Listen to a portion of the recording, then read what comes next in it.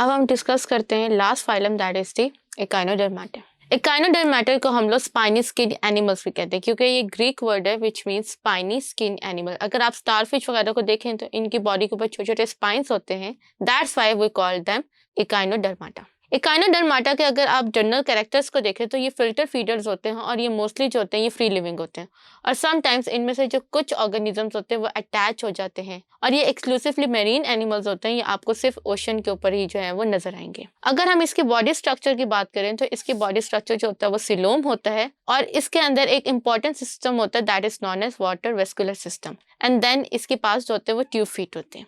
अब इसके पास जो आपका ये वाटर वेस्कुलर सिस्टम है, ये वाटर वेस्कुलर सिस्टम आपका सिलोम जो है ये क्रिएट करता है और ये वाटर वेस्कुलर सिस्टम की वजह से जो है ये इसके एंड पे ट्यूब लाइक स्ट्रक्चर क्रिएट हो जाते हैं और ये ट्यूब लाइक स्ट्रक्चर जो होता है ये मूव करते हैं इसको लोकोमोशन में।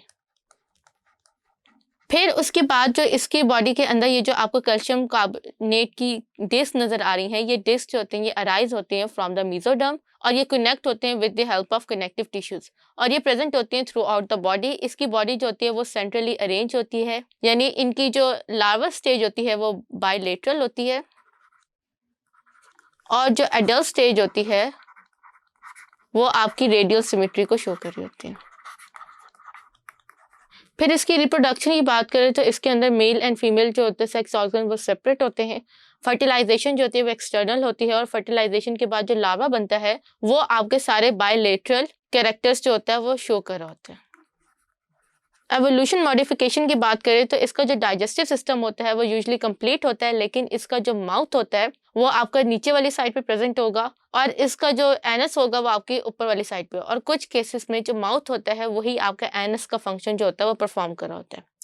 रिस्पायरेटरी सिस्टम के लिए आपके पास सर्टेन ब्रांचेस और ट्यूब फीट और रिस्पायरेटरी ट्री है। सर्कुलेटरी सिस्टम जो होता है वो इसके अंदर रिड्यूस हो जाता है और मोस्टली ट्रांसपोर्टेशन जो होती है वो डिफ्यूजन के प्रोसेस से हो रही होती है। एक्सक्रीटरी ऑर्गन भी जो होते हैं वो एब्सेंट होते हैं और नर्वस सिस्टम जो होता है उसके अंदर जो रेडियल आर्म जो सेंट्रल रीजन हो उसके अराउंड एक सेंट्रल रिंग होती है और उसमें से 5 कोर्स निकलते हैं जो कि हर आर्म में जो होते हैं वो एक्सटेंड होती हैं। सेंसरी ऑर्गन्स प्रेजेंट होते हैं लेकिन सेंसरी ऑर्गन ज़्यादा एफिशिएंट नहीं होते।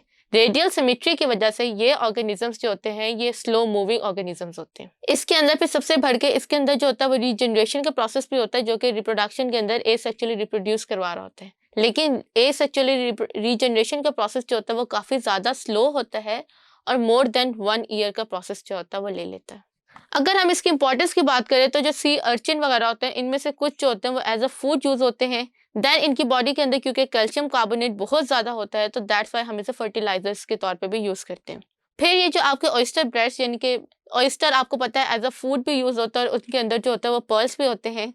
आपके स्टार फिश और ये जो एकाइनोडर्माटा के जो फाइलम के एनिमल्स होते हैं ये इनके जो होते हैं बैट्स को डैमेजिंग भी कर देते हैं।